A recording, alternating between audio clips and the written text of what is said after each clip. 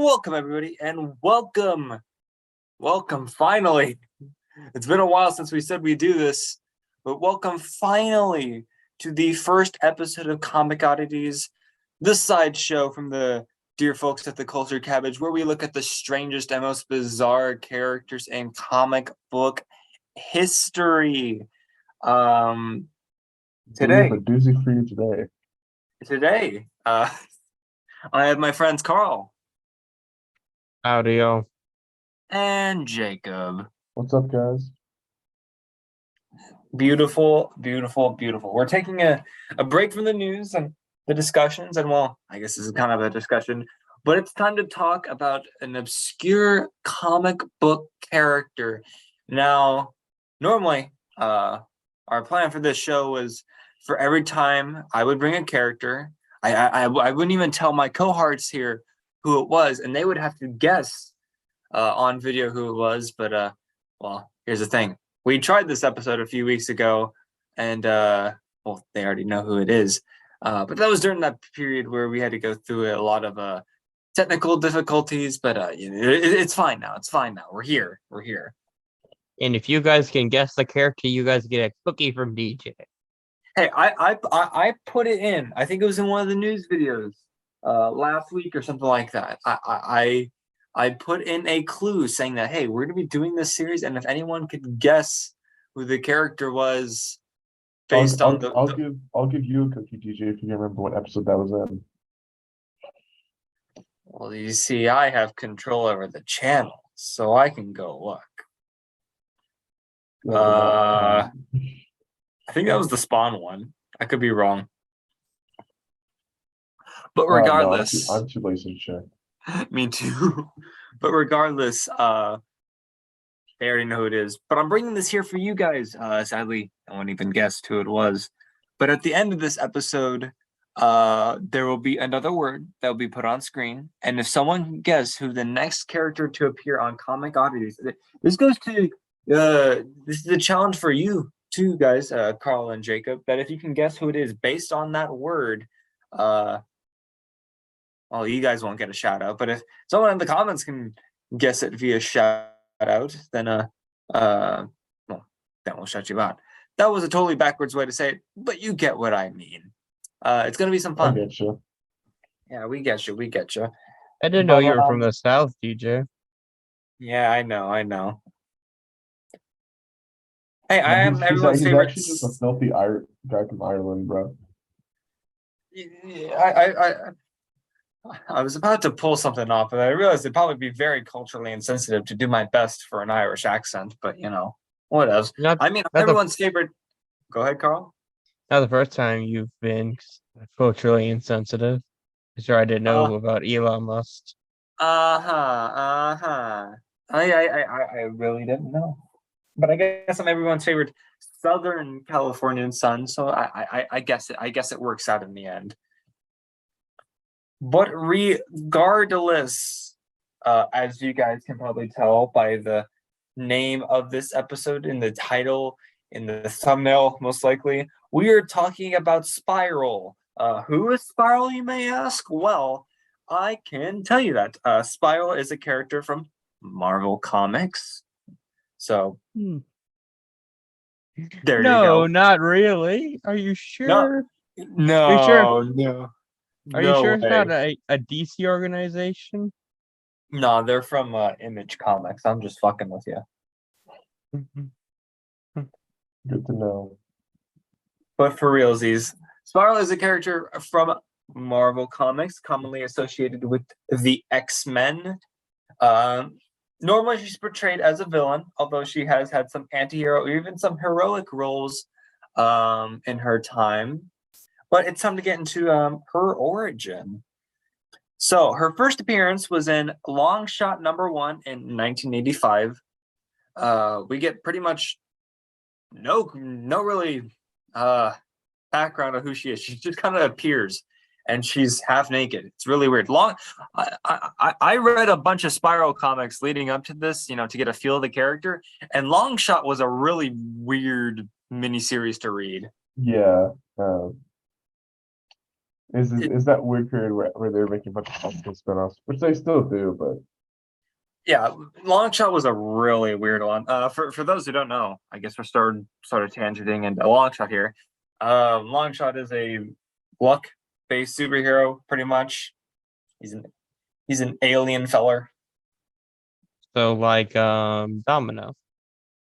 Yeah, but not as cool. But yeah, that's pretty much the long and short of Longshot. We don't need to really know the ins and outs of him. He's sort of important to the story, but not entirely. But that is where Spiral gets her first appearance. For whatever reason, she's half naked. I don't know. Like I said, that's most X-Men in the 90s. Yeah, 80s, 90s. Marvel was really weird during that period, wasn't it? If you were a female on the X-Men in the 80s and 90s, you were half naked. Yes. or you're wearing a skin tight jumpsuit. Something that is very revealing. Yes. Correction. If you're any female in the 80s or 90s of any comic book publisher, you are half naked. Oh god, do we need to put up a picture of freaking Invisible Woman and whatever the heck she wore? The Fortini. Are you talking about the one with the window? Yep. Yes. That one's pretty funny. Is there any other bad comic costumes we want to mention here just to get them out of the way, or are we ready to keep rolling? Technically, Power Girls is pretty revealing. I think people have warmed up to Power Girls. It definitely went over better than, like I said, Invisible Woman. Yeah. Not that I can think of. I might bring up some later if you interrupt you with some more. That would be greatly appreciated. But yeah, Spiral appeared in Longshot #1, and she appears regularly throughout the rest of the miniseries in mostly a minor role. Her relationship to Longshot will be brought into a bit more detail within Uncanny X-Men, where it's revealed that she was once a woman named Ricochet Rita Wayward. I almost said Rayward, but no, it's Wayward. Bit of a tongue twister there. She was actually Longshot's lover, but she was kidnapped by the intergalactic Discord mod known as Mojo. Mojo Jojo. He's gonna No, bang not you that Mojo. for using memes in general. No, not that Mojo. I'm talking about X-Baby's Mojo. God, do I have to explain who Mojo is? I know who he Yes. is. Oh, for the people who don't know, Mojo's an intergalactic television producer, pretty much. He's a really weird fella. Just look at his Wikipedia page for more. It's kind of hard to explain all of them right now. But Ricochet Rita, she is captured by Mojo and brought back to Mojo World, the place where he's from, how original. And she is tortured and given cybernetic implants as well as magical ones as well. She becomes a completely different person. She gains another 2 sets of arms. That's 6 arms in total. One of them being a fully cybernetic arm and a list of magical abilities. She pretty much became Mojo's right-hand woman at this point, helping him travel through dimensions and such using her magical powers. In fact, while we're at it, let's list some of those powers right now. I have a few here. Teleportation. She would teleport herself and Mojo through different worlds. Power nullification. That is a very famous one that she has. She is able to nullify some people's powers. She did this to Magneto, Monica Rambeau, a few other people. Rogue is another good one that she did it to. Let's see. What else do I have here? Finally, Gambit could get with her. Yes. This isn't really a power, but having 6 arms is kind of a big deal. She carries swords in each one of them, so she's 6 times as deadly. This also isn't really a power, but it's something I had to mention. A genius intellect. I'm not very intellect. Multiple sources say that she does have a genius level intellect, including some Marvel handbooks, and she's just shown. We're bringing out the handbooks for this. Oh yeah. Don't worry about that. I thought those were outdated. I would just use them for certain characters. I mean, to be fair, yeah, you're right. They're pretty outdated, but I still thought it was fun to mention that she is known to be quite intelligent, and she's just mostly shown to be quite the intelligent person, especially when you consider some of the things that she's pulled off in her stories, or what's something she's known for, which we will get to. She's capable of flight, portal creation, shape shifting, telepathy, many other magical spells, as well as controlling her own soul. She used this after she was touched by Rogue, but she was able to literally force Rogue out of her body, which was kind of crazy. She is also listed as noting to be resistant to telepathy, as she resisted Jean Grey's mind control. So that's pretty powerful.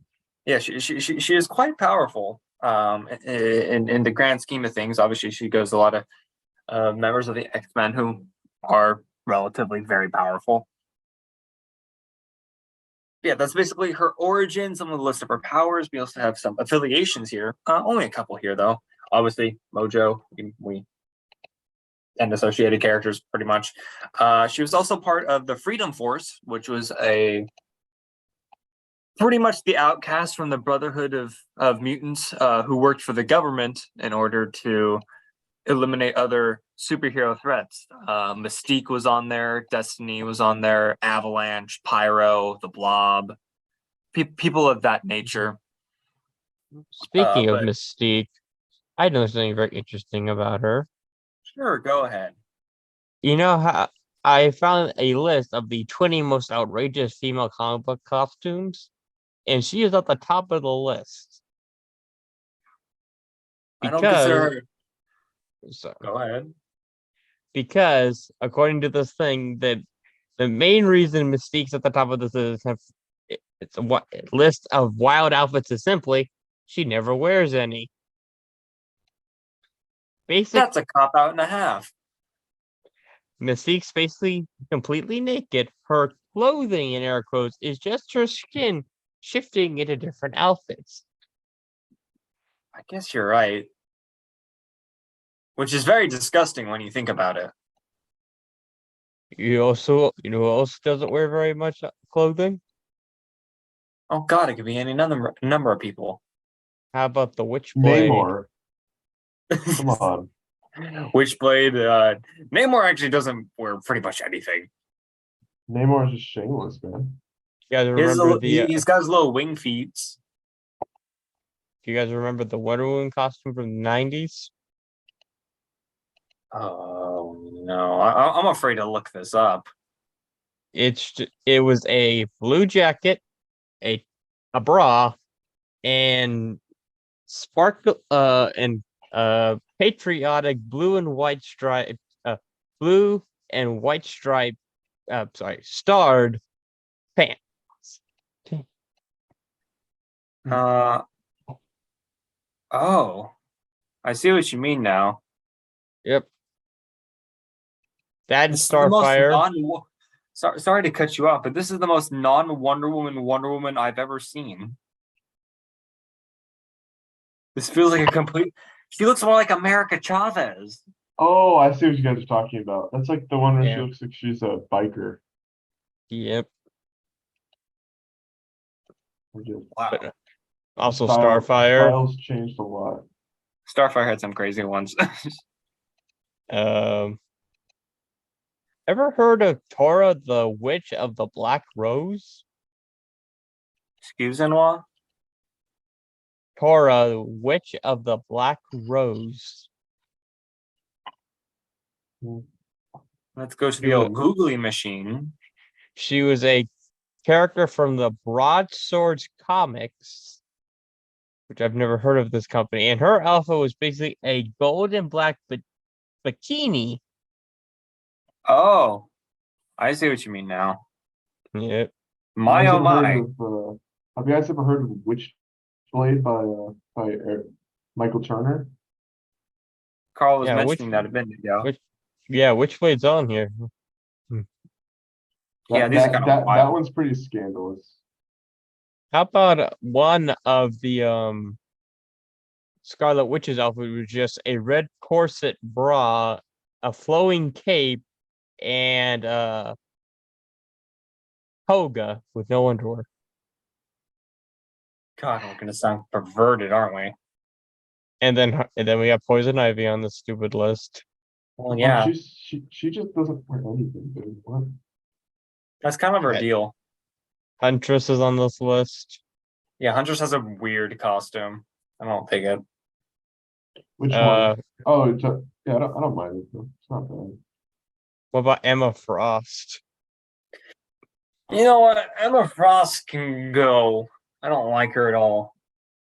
Be gone, thought. Ever heard of Moondragon? Oh Yeah, I have. God, Moondragon. Her outfit is something else. Good Lord. What about Star Sapphires? Star Sapphires could be worse. It's pretty bad sometimes, but it could be worse. And then Also, I'm saying this to editing DJ. I'm not putting any of these pictures up on screen because I value the sanctity of this channel. and the last one I'll mention before I let you get back to your thing is No, but the on the only one last. you should put is Witchblade. No. You can put this one on here because this is not very scandalous, but Zaitna is on this list. Is it? Have we explained that joke on the show before? I can't remember. I think we have. I don't think The We fact could that have you been. guys are spelling it wrong. We're not Well, spelling it wrong. We know Oh, how you to guys are say saying it. it wrong. Well, Carl has a text-to-speech thing on his computer, and he was showing us. I can't remember what it was, but they had mentioned the word Zatanna. However you say it, I say Zatanna. I say But- Satana too. But it had pronounced it Zaitna, which is the strangest pronunciation I've heard of it, but it was also quite glorious. Yep. But- I don't know how controversial her tuxedo jacket, top hat, blazer, and short and fishnets with heels is. It's standard magician wear, so Yeah, that's what I was thinking. It looks like a magician. But well, that is back her to deal. back to Spiral, Yes, the- back to Spiral. the spy agency in DC. Yeah. I am glad, even though sometimes character designs aren't exactly what they used to be. I'm glad we're past the point of women virtually wearing nothing in comics. You know, and honestly, like Jean Grey's new outfit. I don't The keep one, up the with one, modern the, X-Men. the one where she has like the headband on also. Oh, that one. Okay, yeah, I like that one a lot more than her night. I think the way that whoever it was who drew it in like the one shot with Emma Frost. I like how they drew that outfit. Yeah, that one's good. I like that one. It's Yeah, simplistic. Then again, most of the X-Men wear like more skin. Yeah, tight most of the X-Men have outfits. some very simplistic designs, which I dig actually. I actually prefer like some of the more simple designs because like they're not trying too hard to be something like they're not trying to be like crazy making lists like some Spider-Man outfits I know. Most I'm- 90s I'm- outfits. I'm looking at you take the streaming suit from the new series. Oh, you want to talk about weirder costumes? Look at the first Silk's costume. Oh gosh.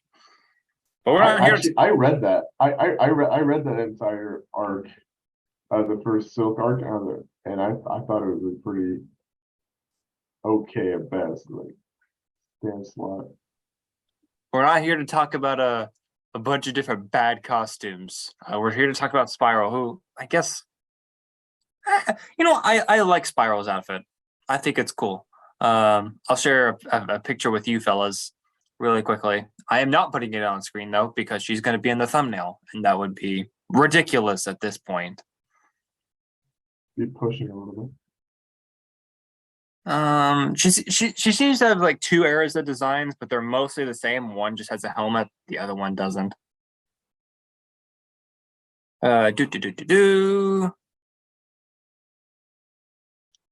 And it should be in there. I do not see anything. Well, try again.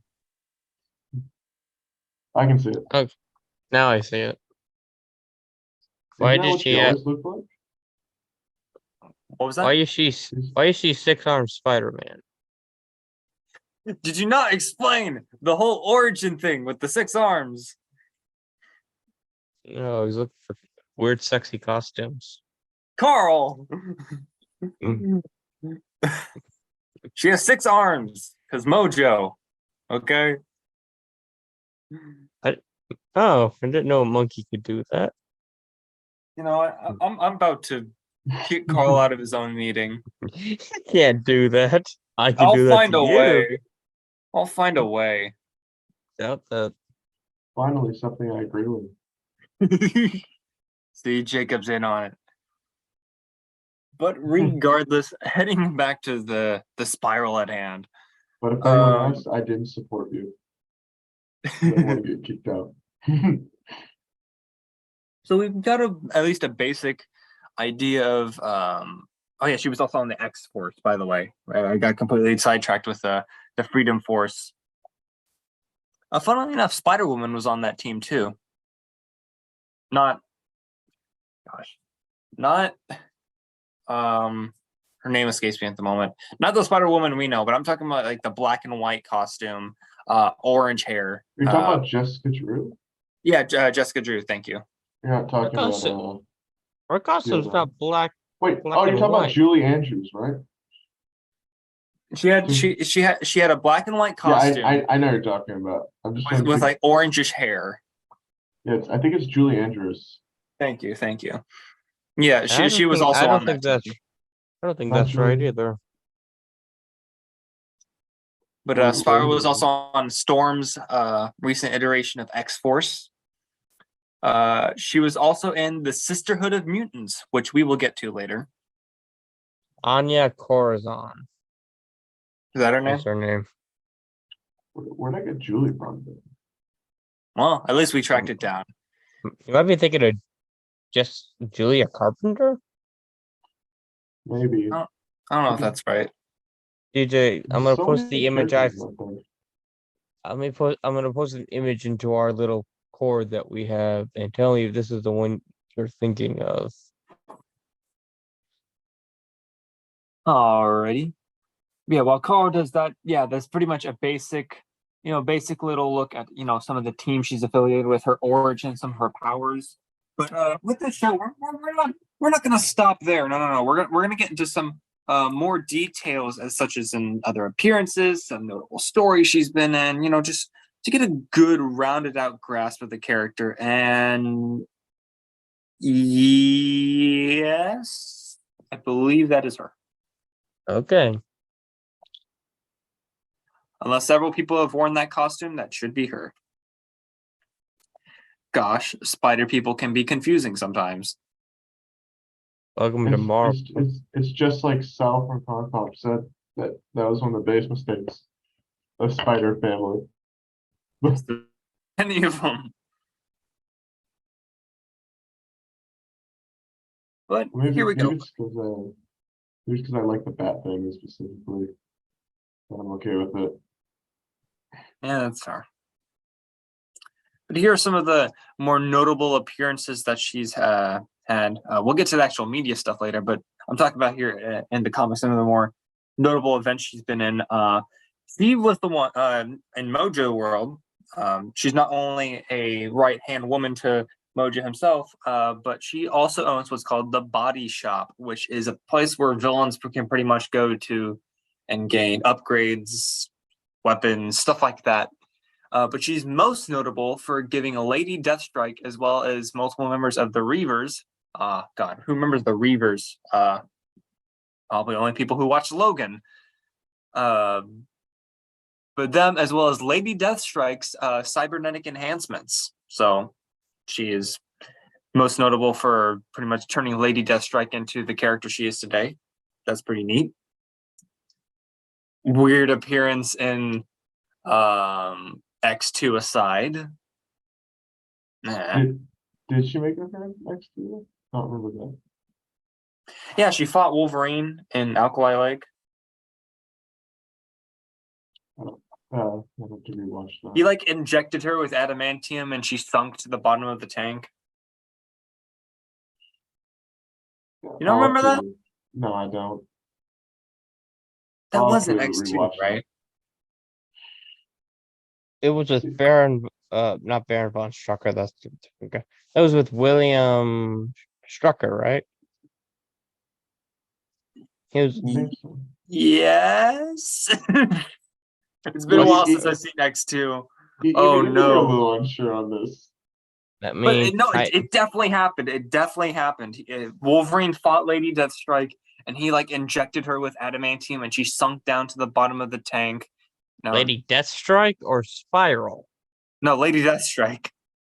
Oh, you're getting me confused, you bloody dolt. Spiral has yet to appear in any sort of live action form, if that helps you I'm at pretty all. sure she appeared in the animated series, though.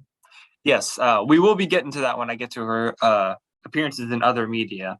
But yes, she did appear in the animated series.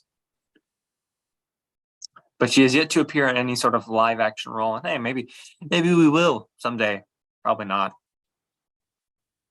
Then again, Man Thing got in, and that made me very happy. So who knows? Yeah, that was probably the worst part of Werewolf by Night. What the heck?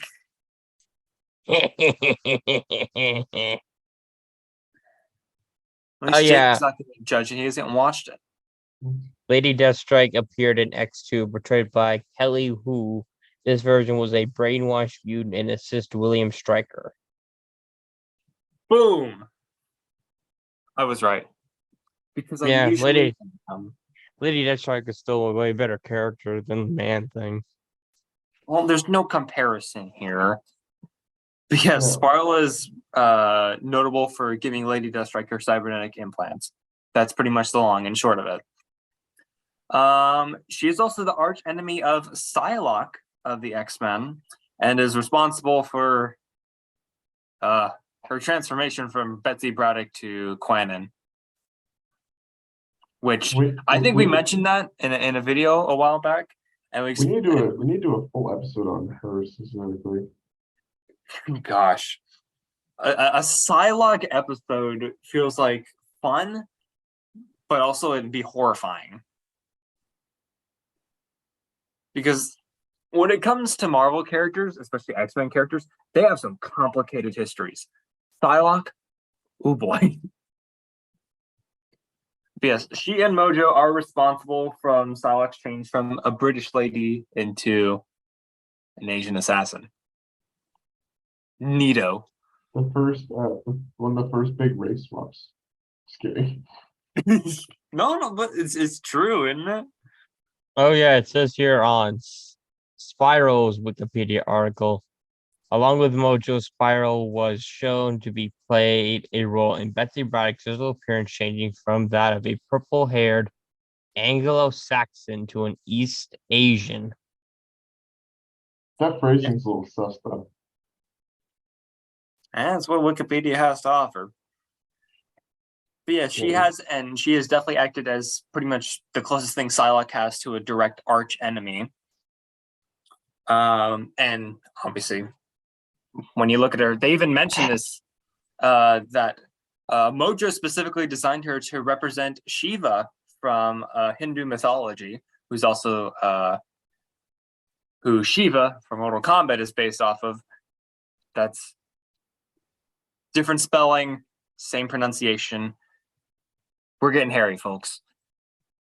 Yes, she is based off Shiva from Hindu mythology, who was a six-armed warrior goddess from my recollection. I don't know if she was a warrior or not, but that was my recollection of it, which it fits the character. At one point, she was considered to be.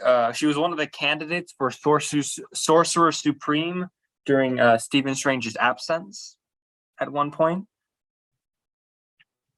let's see here. She once kidnapped Gambit and Rogue so they could help her retrieve her her stolen essence from Mojo so that she can gain all of her powers back and defeat him in exchange for returning them to Earth, which she followed up on. Like I said, that was one of her more heroic outings, teaming with Gambit and Rogue. Sure, Jacob got a smile out of that, as did I. You know, I like Rogue, and Gambit's cool too. I don't know about Carl though. How do you feel about them? Well, I like Rogue better with Bobby. Shut up. Yeah, you know what? That's fine. Shut up, sir. Shut up. No, you shut up. No. No, simply not. She was within the opening moments of the Old Man Logan storyline. She was part of the team of villains who took over the Earth. That was fun. Old Man Logan's a fun read. I think I might go back to that sometime. I don't know. I probably wouldn't enjoy it more. Wouldn't enjoy it because I don't really like Mark Millar. That's fair. But that's Yeah, me. and as I mentioned earlier, she's a member of the Sisterhood of Mutants, which also had, hey, what do you know, Lady Deathstrike. Glad to see her back again. And it also had Madeline Pyror, which we talked about recently on the news. She's going to be in Dark Web. Is that what it's called? I think so. I deleted it. Remember how big that damn news folder got? I deleted a lot of them. Fair enough. But along with Chasm. Ben Riley, she's going to be with Ben Riley. Other members include Lady Mastermind, Enchantress. Psylocke herself was on this team, funnily enough. The Black Queen, some other lower class female X-Men villains were all in the Sisterhood of Mutants, which was basically just a carry on of a Brotherhood with Jean Grey's. It don't matter. It don't matter. Yeah, she was a part of that, and you know, she's mostly just shown up as not a background character, but just a second to some of the main villains.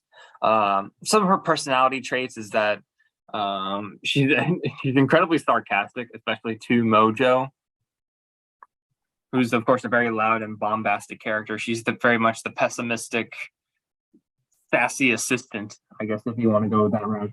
She has a deep hatred for Longshot, considering the fact that she blames him for her transformation. And like I said, she is very much has in-betweener tendencies when it comes to her affiliation between heroes and villains. She kind of fills the anti-hero role sometimes. Sometimes she's the final villain. And I mentioned that sometimes she can be a hero. But with that out of the way, now that we've mentioned some of her more, her powers, her more iconic appearances, and just the overall feel of the character, I feel like we should get into some of her other slots, other appearances that she's had in other media. I have a list here. She was famously a playable character in both X-Men Children of the Atom and Marvel vs. Capcom 2 as a playable fighter. In that, she obviously bore a striking resemblance to her comic costume, and had the ability to shapeshift into other combatants. So, neat. Yeah, that's pretty cool. Yeah. Carl alluded to earlier that she was in X-Men the Animated Series. Oh, wait, no. Sorry, my bad. That was Jacob who alluded to that. Sorry, Carl and Jacob. But yes, she was in X-Men the animated series, and her other animated appearances were in Wolverine and the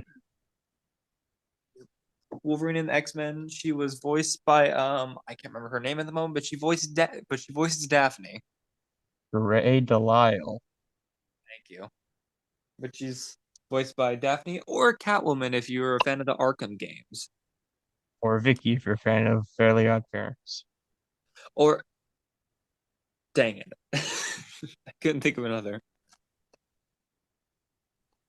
Outside of that, going back to video game appearances, she makes somewhat of a cameo in X-Men Origins Wolverine, as there's an enemy type with 6 arms that bears a striking resemblance to her. And while she isn't a playable character, she does appear within Ultimate Marvel vs. Capcom 3 in Beautiful Joe's ending. The context behind that is lost on me, but hey, it's fun. She's there.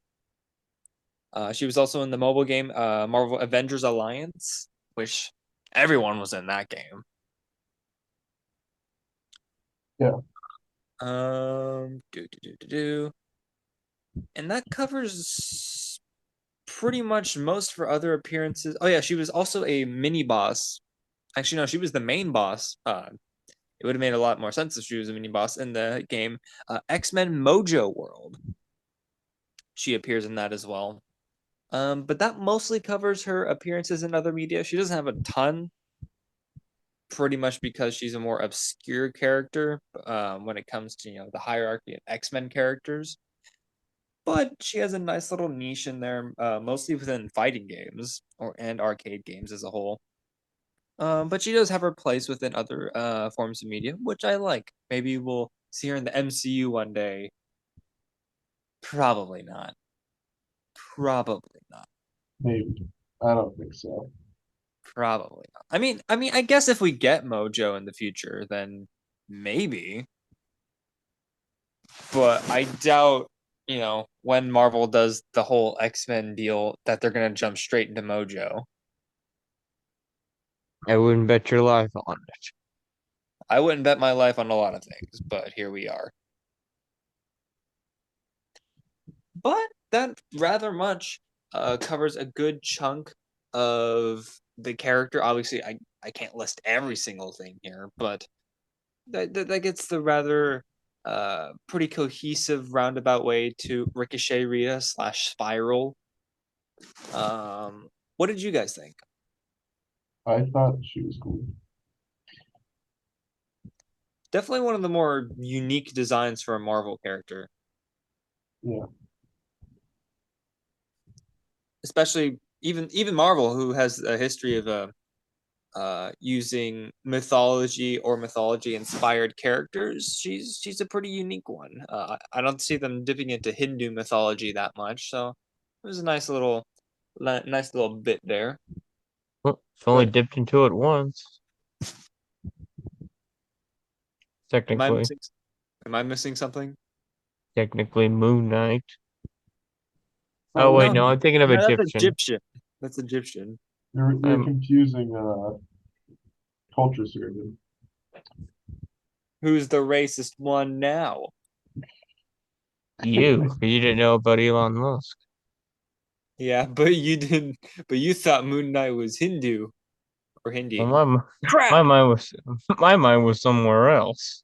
I was reading on Greg Delisle's Well, he's page. actually Jewish. Yeah, bigot. Come on, Jew. Everyone forgets about the Jews, man. Until someone says something, and You then, and know then, and what? then, and then people start defending them without, I'm not gonna go into politics. You know what? What? Crimea River. You're Oh, so insensitive. wow, Carl. You're the type of guy to call someone a crispy cracker. You What's up don't with call that? them crispy crackers. Hey, I love saltine crackers, but we're not talking about those. I can neither confirm nor deny that they use that word outside. We're all racist here. Everyone I is. mean, if you hate everyone equally, are you racist? I guess that's not. I guess it's not possible. Yeah, well, there you go. We are And I confirmed. guess to tie that back to the episode, Spiral kind of hates everyone equally. She's actually the most tolerant person. Based. Do people still say base? I don't know. That was kind of last year, dude. Dang. To be fair, I'm still stuck somewhere between the 80s and the 2000s, so womp womp. Yeah, kind of tough. Yeah, and you're stuck in whatever Nickelback's prime was. Oh wait, they didn't have one. Yeah, some people think they did. They peaked in the Spider-Man 1 soundtrack. That Mhm. is very true. See, Carl agrees with me. It's because she's a. I'm not going to defend him actually. See, They say it's that all a it's all facade. hero would save us. I'm not gonna stand in the way. Song's a I'm a fan until someone asks me if I actually like their music. So you're a fake fan. No, I'm a troll. Dang, even worse. Just like anyone who actually thinks Weezer's that good. Ooh. Hey DJ, What? you know who the most tolerant person in the world is? Who? Progenitor. Ooh. A fallen celestial. He's currently Is he? judging the entire Marvel universe in the Axe event. That does sound pretty tolerant. A lot of people Yeah, in Marvel are assholes. Well, yeah, he's yeah. already killed Captain America and Thor. I mean, remember in the Ultimate Universe, everyone was an asshole but Spider-Man, and he died? No, he wasn't. He wasn't able. Wait, You must never have read his comics.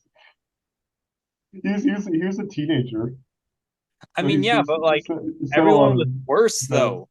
Like, I agree. I agree. Everyone was worse, but he wasn't a saint or anything. he was no saint. I'll give you that much. But I'm just saying, what the X-Men did was way worse than whatever he did. I think there's even a panel where Spider-Man's just cussing them out, and it's hilarious. Yeah, it's pretty funny. But I guess that kind of ties back to mentioning the X-Men. Uh, uh, Spiral, woo. Uh, any other thoughts before we wrap up this first episode of Comic Oddities? You have any thoughts, Um, Carl? Yeah, I find it very interesting about the X. I mean, the DC spy agency is a very interesting thing. We're not here to talk about that. We're here to talk about the six-armed cybernetic lady who hangs out with Mojo. Yeah, I'm talking about Spiral, the spy agency. Screw you. You know what? Thank you all for joining us for this first episode of Comic Oddities. I have to leave it there because freaking Carl is being Carl. Oh, and but before we go, I do have a audio hint, not a visual one this time, for who will be next on Comic Oddities. Simple one word here. Bang. If you guys can figure it out in the comments, You be get sure a to let cookie us. from DJ. No, we're not doing that. Be sure to let us know. And if you do get it correct, you will get a shout out in the next video, which will and be a, coming in and not hopefully a very cookie. and a no piece of pie. And a no piece of pie. Carl. We're upping the stakes here.